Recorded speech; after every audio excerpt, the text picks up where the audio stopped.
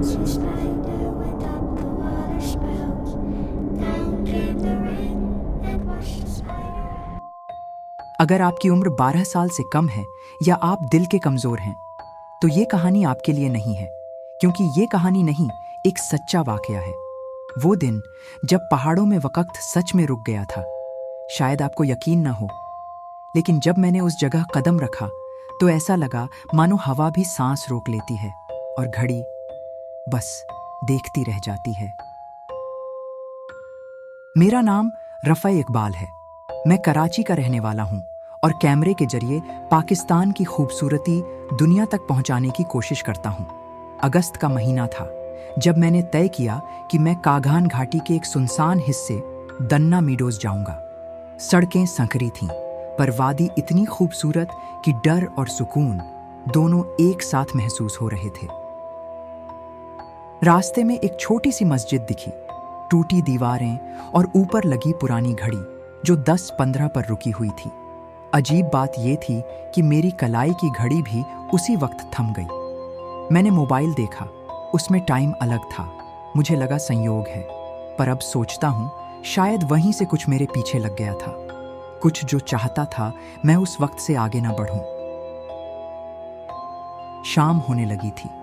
मैंने एक झोपड़ी में चाय पीने के लिए गाड़ी रोकी। अंदर धुएं और लकड़ी की खुशबू थी। एक बुजुर्ग आदमी सफेद बालों वाला मुझे देखकर मुस्कुराया। बेटा, रात में घड़ी मत देखना। उसकी आवाज धीमी थी, लेकिन कुछ ऐसा था उसमें जो दिल में उतर गया।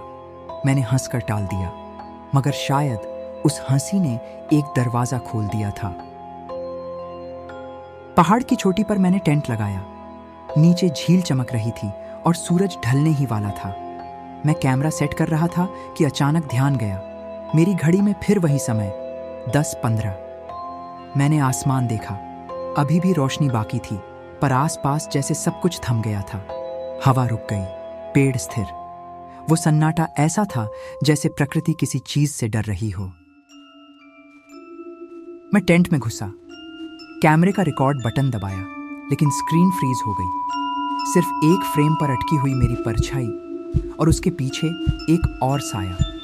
पलट कर देखा, कोई नहीं। बाहर निकला, चारों तरफ अंधेरा, पर हवा में जैसे किसी की सांस चल रही थी। मैंने फिर घड़ी देखी, वही 10:15। अब डर अंदर उतर चुका था। रात के किसी पहर मुझे बाहर किसी के कदमों की आवाज सुनाई दी, सूखी टहनियों के टूटने की हल्की चरमराहट। मैंने टॉर्च उठाई, बाहर झांका, कुछ नहीं, बस झील के किनारे हल्की धुंध उठ रही थी। मैं टेंट में लौटा, मगर दिल अब भी धड़क रहा था। शायद किसी ने या किसी चीज ने मुझे देखा था और अब वो इंतजार कर रहा था कि मैं फिर घड़ी देखूं। मैं करवट बदलता रहा। बाहर हल्की बारिश शुरू हो चुकी थी। हर बूंद के साथ लग रहा था कोई कदम पास आ रहा है। अचानक एक हल्की सी आवाज आई, जैसे किसी ने फुसफुसाकर कहा हो, वक़्त मत देखो। मैंने डरते हुए मोबाइल उठाया। स्क्रीन पूरी तरह ब्लैंक थी और घड़ी अब भी 10:15 पर अटकी हुई थी। उस वक्त मुझे एहसास हुआ मैं अकेला नहीं हूं। सुबह की हल्की रोशनी टेंट में घुसने लगी थी। मैंने राहत की सांस ली, लेकिन जब बाहर निकला, जमीन पर 2 जोड़ी पैरों के निशान थे, एक मेरे और एक छोटे आकार के, जो सीधे झील की तरफ जाते थे। झील का पानी शांत था, मगर उन निशानों का अंत पानी में ही था। मैंने ठंडी हवा में कांपते हुए चारों तरफ देखा, कोई नहीं, बस घड़ी की सुइयां अब भी वहीं अटकी थीं। नीचे उतरते वक्त वही बूढ़ा फिर दिखा। उसने बस मुस्कुराकर कहा, बेटा, रात में तुम रुक गए थे, पर सुबह ने तुम्हें वापस भेज दिया। मैं कुछ समझ नहीं पाया। नीचे पहुंचकर जब मोबाइल देखा, टाइम 3:40 AM था, मगर सूरज निकल चुका था। धीरे धीरे गाड़ी काघान की पहाड़ियों की तरफ बढ़ रही थी। सामने धुंध थी, नीचे गहराई और आसमान से गिरती ठंडी बूंदें शीशे पर बज रही थीं। रफ़ाई के हाथ में वही पुरानी घड़ी थी। सुई अब भी 10:15 पर अटकी हुई। हर मोड़ पर उसे लग रहा था कि जैसे वक़्त दोबारा उसी जगह लौट रहा है, ना आगे जा पा रहा है ना पीछे। बस एक अजीब खामोशी साथ चल रही थी। गांव में कदम रखते ही जैसे सन्नाटा फैल गया। बच्चे खेलते खेलते रुक गए और बुजुर्गों ने निगाहें झुका लीं। एक बूढ़ा आदमी आगे आया, बोला, बेटा, वहां दोबारा मत जाना, वो जगह वक़्त को पकड़ लेती है। रफ़ाई ने हल्की हंसी में बात टाल दी, लेकिन उस वक़्त उसे नहीं पता था कि उसने अब सिर्फ उस जगह नहीं, खुद वक्त के चंगुल में कदम रख दिया है। रास्ते में एक टूटी हुई लकड़ी की झोपड़ी मिली। अंदर धूप की किरणें फर्श पर धूल की तरह बिखरी थीं। टेबल पर पुरानी घड़ी थी, 10:15, वही सुई, वही ठहराव। रफ़ाई ने कैमरा उठाया, जैसे किसी लाश की तस्वीर खींच रहा हो। उसे लगा, इस झोपड़ी में वक्त सचमुच मर चुका है। झील तक पहुंचते ही सब कुछ सफेद धुंध में गुम हो गया। हवा बिल्कुल थम गई थी। झील का पानी शीशे की तरह शांत। रफ़ाई ने देखा, धुंध के अंदर कोई परछाई चल रही थी। धीरे धीरे उसकी शक्ल साफ हुई, वही बूढ़ा आदमी। लेकिन अगले ही पल धुंध गाढ़ी हुई और वो आकृति गायब, सिर्फ एक फुसफुसाहट। क्यों लौटे तुम? हेलो! रफ़ाई ने जोर से पुकारा। आवाज गूंज बनकर लौटी, लेकिन उसमें कुछ और भी था, जैसे कोई दूसरा स्वर साथ बोल रहा हो। फिर वही शब्द कानों में पड़े, मत देखो। उसने कैमरा नीचे रखा। दिल की धड़कनें तेज होने लगीं। पहाड़ों की खामोशी में अब कोई अनजान मौजूदगी सांस ले रही थी। रफ़ाई ने दूर से देखा, वही आदमी, गुलाम रसूल। इस बार उसके हाथ में लालटेन थी, जबकि दोपहर का उजाला था। वो मुस्कुराया और फिर धुंध में विलीन हो गया। जब रफ़ाई वहां पहुंचा, जमीन पर सिर्फ गीले पैरों के निशान थे। उसे यकीन हो गया, वो जो देख रहा है वो इंसान नहीं था, वक़्त का अक्स था। रात में तंबू के अंदर रफ़ाई कैमरा फुटेज देख रहा था। बाहर दिन की रोशनी अचानक मंद पड़ गई। दीवार पर पड़ी छाया उलटी दिशा में सरकने लगी। वो घड़ी की सुई घूमा पीछे की ओर। उसका गला सूख गया। उसने फुसफुसाकर कहा, क्या मैं फिर उसी वक्त में लौट आया हूं? सुबह बाहर निकला तो मिट्टी पर गोलाकार पैरों के निशान थे। सिर्फ एक नहीं, 2 जोड़े, और वो सारे उसके चारों तरफ थे। धीरे धीरे उन निशानों में पानी भरने लगा, जैसे जमीन खुद पसीज रही हो। आसमान में बादल गरजने लगे, पर बारिश की एक बूंद नहीं गिरी। वो वहीं ठहर गया और वक्त फिर 10:15। रात में उसने रिकॉर्डर चलाया। पहले तो बस सन्नाटा था, फिर टिक टिक और फिर एक आवाज। धीरे धीरे वो आवाज उसकी खुद की निकली। तुम लौटे क्यों? वो कांप गया। उस पल उसे एहसास हुआ, वो अब किसी और की कहानी नहीं बना रहा, वो खुद उस कहानी का हिस्सा बन चुका है।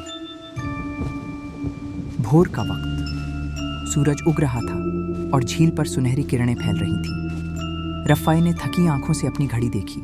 सुई हिलने लगी।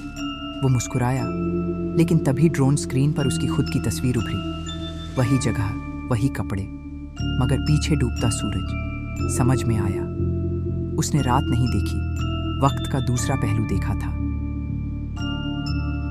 रफ़ाई की उंगलियां कांप रही थीं जब उसने कैमरा लैपटॉप से जोड़ा। फुटेज चलती रही, सब सामान्य था, लेकिन जैसे ही टाइम स्टैम्प 10:15 पर पहुंचा, स्क्रीन 2 हिस्सों में बंट गई। एक तरफ जंगल दिखा, दूसरी तरफ वही रफ़ाई अपने तंबू में सोता हुआ। उसके चेहरे पर डर नहीं, उलझन थी। उसने फुसफुसाया, क्या मैं 2 जगह एक साथ हूं? लैपटॉप की स्क्रीन झिलमिलाई और टिक टिक की आवाज तेज हो गई। भोर का उजाला झील पर पड़ रहा था। पानी शीशे की तरह साफ। रफ़ाई झुका और चेहरा धोने लगा, पर जब उसने ऊपर देखा तो उसकी परछाई वहीं रुकी हुई थी, हिल नहीं रही थी। अचानक उसका प्रतिबिंब धीरे धीरे हाथ उठाकर उसके पीछे की ओर इशारा करने लगा। रफ़ाई ने मुड़कर देखा, मगर वहां सिर्फ खाली हवा थी। उसकी सांसें रुक गईं और झील में लहरें खुद ब खुद उठने लगीं। वो गांव लौटा, मगर अब वहां जिंदगी नहीं थी। दरवाजे खुले हुए, बर्तन बिखरे पड़े थे, जैसे लोग अचानक भाग गए हों। हवा में धूल थी और बीच में रखे पुराने रेडियो से बस यही सुनाई दे रहा था, 10, 15, 10, 15। रफ़ाई ने रिकॉर्डर ऑन किया, पर कोई इंसानी आवाज नहीं मिली। सिर्फ उस ठहरे हुए वक्त की सांसें थीं जो अभी भी वहीं भटक रही थीं। जंगल के बीच उसे एक झोपड़ी मिली। दरवाजे पर लिखा था गुलाम रसूल, फॉरेस्ट गार्ड, 1972। अंदर दीवारों पर पुरानी तस्वीरें टंगी थीं, जिनमें वही आदमी मुस्कुराता हुआ खड़ा था, बस जवानी में। टेबल पर पड़ी डायरी का आखिरी पन्ना खुला था। लिखा था 14 जून 1975। वक्त फिर रुक गया। मोमबत्ती की लौ कांपी और झोपड़ी में घड़ी की एक सुई हिली। रफ़ाई जंगल में माइक लेकर चला, रिकॉर्डर ऑन किया। पहले हवा की सरसराहट थी, फिर पेड़ों से आती टकटक की आवाज। वो टिक टिक किसी घड़ी जैसी लग रही थी। उसने ध्यान से सुना। हर टिक के बाद एक धीमी फुसफुसाहट आती थी। तुम यहाँ कब से हो? उसके पैर जम गए। जंगल अब घड़ी बन चुका था और वो उसके अंदर फंस चुका था। झील के ऊपर एक चिड़िया उड़ी, पर अचानक वहीं रुक गई, हवा में जमी हुई, जैसे वक्त ने उसे पकड़ लिया हो। रफ़ाई धीरे धीरे आगे बढ़ा, उसके चारों ओर चक्कर लगाया। वो स्थिर थी, लेकिन पंख हिल रहे थे। फिर पलक झपकते ही वो गायब। उस पल रफ़ाई ने जाना, यहाँ का हर कण वक्त का कैदी है। रात में उसने ड्रोन फुटेज देखा। स्क्रीन पर वही झील थी और उसमें खड़ा वो खुद हाथ हिलाकर ड्रोन को पास बुलाता हुआ। लेकिन रफ़ाई तो लैपटॉप के सामने बैठा था। उसका गला सूख गया। उसने बुदबुदाया, अगर मैं यहाँ हूँ तो वो कौन है? ड्रोन स्क्रीन झिलमिलाई और फिर 10-15 पर रुक गई। अचानक आसमान का रंग बदल गया। सूरज एक पल में ढल गया और तारें चमकने लगीं। दिन और रात पिघलकर एक हो गए। रफ़ाई वहीं खड़ा था और उसके चारों ओर पेड़ बूढ़े होने लगे, घास सूखने लगी, तंबू गलने लगा। पर वो वैसा ही था जैसे वक़्त अब उसे भूल गया हो। टिक टिक की आवाज धातु की घर्षण में बदल गई। वो फिर झोपड़ी लौटा। डायरी खुली थी और अब उसमें एक नई लाइन लिखी थी, रफ़ाई इकबाल, 2025, अब भी यहाँ। उसने पन्ने को छुआ। स्याही गीली थी, मोमबत्ती जोर से कांपी और पुरानी दीवार पर उसकी परछाई धीरे धीरे किसी और शक्ल में बदल गई। रफ़ाई पीछे हटा, लेकिन घड़ी ने पहली बार दशकों बाद टिक की।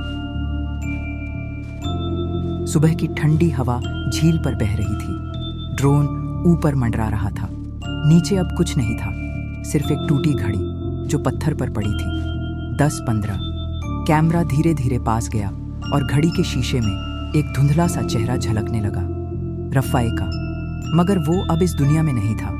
वक़्त ने उसे वहीं रख लिया था जहां वो पहली बार ठहरा था। रफ़ाई की आंख खुली तो लगा जैसे उसने एक बहुत लंबा सपना देखा हो। टेंट वहीं था, मगर हर चीज जरा सी अलग। पेड़ों की जगह बदली हुई, रस्सियां उल्टी दिशा में बंधी हुई। हवा में वही टिक टिक अब और भारी लग रही थी। वो बोला, क्या मैं अब भी वही दिन जी रहा हूं या फिर किसी और वक्त में फंस गया हूं? कैमरा धीरे धीरे पीछे हटता है और पत्तों की सरसराहट में एक नाम गूंजता है, रफ़ाई। वो वॉकी टॉकी उठाता है, सिर्फ शोर, फिर अचानक उसकी अपनी ही आवाज, अगर तुम सुन रहे हो, मैं यहां अब भी हूं। रफ़ाई की सांसें थम जाती हैं। वो सोचता है, ये रिकॉर्डिंग तो 3 दिन पहले की थी, या शायद 3 साल। हर टिक अब दिल की धड़कन की तरह लग रही थी और उस फुसफुसाहट के पीछे कोई धीमे से बोलता है। अब कौन बोल रहा है? दोपहर की रोशनी में भी डर था। रफ़ाई चलते हुए रुक गया। उसके साथ एक लंबी परछाई चल रही थी, पर उसके साए के आगे कोई जिस्म नहीं। वो धीरे धीरे पीछे मुड़ा और वो साया उसका सिर झुकाकर उसके कान के पास आया, फुसफुसाया। वक्त की छाया हमेशा अपने मालिक से पहले चलती है। रफ़ाई का दिल जोर से धड़का और सूरज अचानक ढक गया। रात को उसने आग जलाई, पर आग जल रही थी बिना आवाज और बिना गर्मी के। चिंगारियां हवा में ऊपर उठी और वहीं थम गई। वो कांपते हाथों से लकड़ी को छूता है। वो बर्फ की तरह ठंडी है, दूर जंगल में किसी ने घड़ी की सुई घुमाई और हवा थम गई। रफ़ाए फुसफुसाया, यह आग नहीं, यह वक्त का सांस लेता निशान है। झील के पास एक पत्थर की सुरंग मिली। जैसे ही वो अंदर गया, सब आवाजें गायब। न कदमों की आहट, न सांसों की ध्वनि। उसका रिकॉर्डर सिर्फ ढक ढक सुनाता है। उसका दिल। अंत में एक हल्की रोशनी थी जो धड़कन की लय में जल बुझ रही थी। वो आगे बढ़ा और फिर दुनिया थम गई।